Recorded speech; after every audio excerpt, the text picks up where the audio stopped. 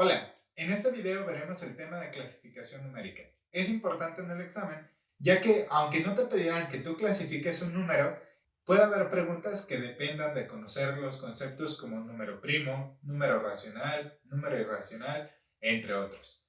El primer conjunto numérico que veremos es el de los números naturales. Son aquellos que usamos para contar, es decir, los números enteros positivos, como el 1, 2, 3, 4, 5 y continuando de manera infinita. El siguiente conjunto numérico es el de los números enteros. Incluye a todos los naturales, pero además incluye al cero y a los negativos. Vamos a hacer un par de aclaraciones sobre el cero. Primero, el cero no es ni positivo ni negativo, sino que es neutro. En la recta numérica, a la derecha del cero tenemos los positivos, a la izquierda los negativos, pero el cero no es ni positivo ni negativo. Este detalle debemos tomarlo en cuenta si en un problema nos piden que la variable con la que estamos trabajando tome valores enteros positivos, solamente podemos tomar del 1 en adelante, ya que el 0 no está incluido dentro de los positivos. Otra característica sobre el 0 es que el 0 es un número par. La definición de número par nos dice que es aquel que al dividirlo entre 2 nos da un resultado entero y no nos sobra nada. Y 0 entre 2 nos da 0, que es un resultado entero, y no nos sobra nada. Por lo tanto, cumple con la definición de número par. Si en un ejercicio nos piden que la variable con la que estemos trabajando tome valores pares, el 0 también estaría incluido entre las opciones. El siguiente conjunto numérico que veremos es el de los números primos. Un número primo es aquel que solo tiene dos divisores, es decir, solo se puede dividir entre 1 y entre sí mismo. Pero el 1, cuando decimos que es divisible entre 1 y entre sí mismo, es la misma cosa, es decir, el 1 solo tiene un divisor en lugar de tener dos. Por lo tanto, el 1 no es número primo. En cambio, el 2, el 3, el 5, el 7 sí estarían incluidos entre los números primos, ya que solo son divisibles entre 1 y entre sí mismo. Hay que tener cuidado porque a veces confundimos los números primos con los números impares. El 9 es un número impar, pero no es un número primo, ya que es divisible entre 1 y entre 9, pero también es divisible entre 3, es decir, tiene más de dos divisores. Los que serían primos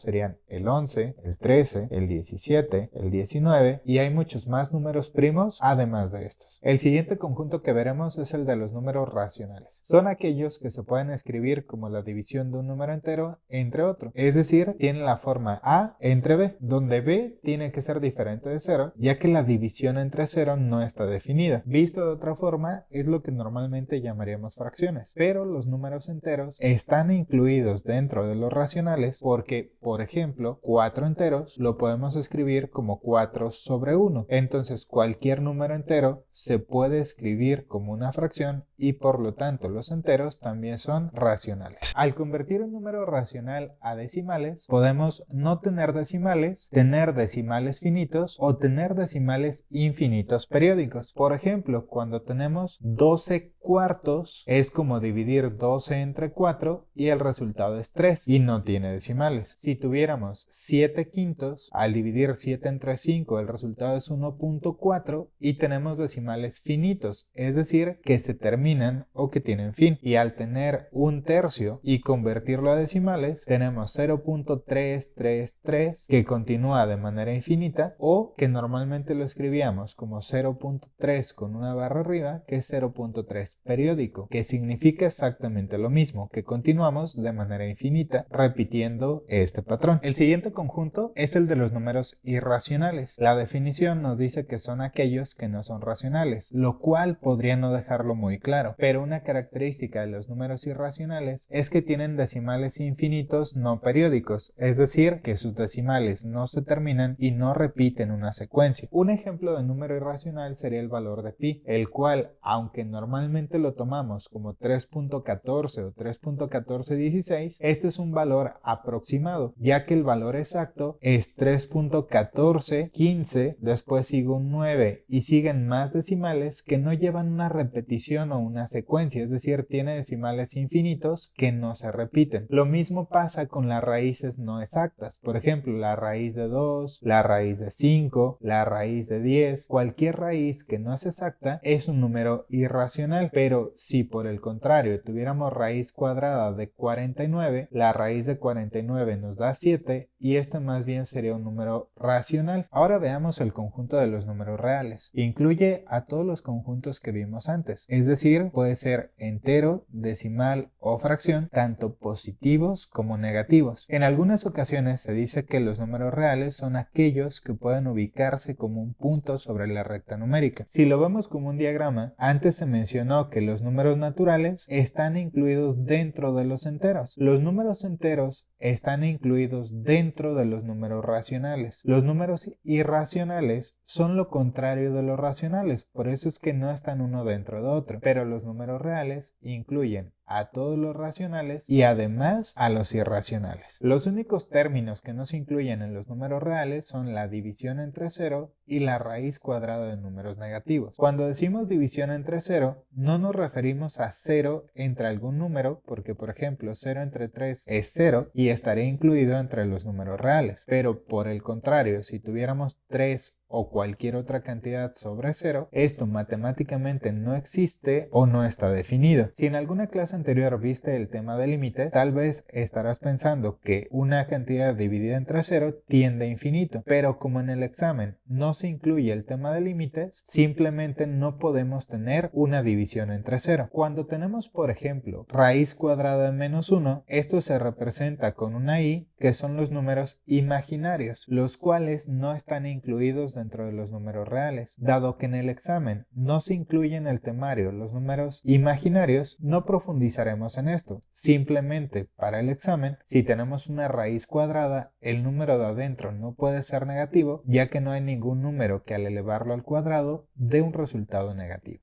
Con esto llegamos al final de este video. En el próximo video veremos ejercicios que se pueden resolver a partir de las definiciones que vimos en este video. Si este video te gustó y te ha servido, por favor no dudes en compartirlo y en darle like. Nos vemos.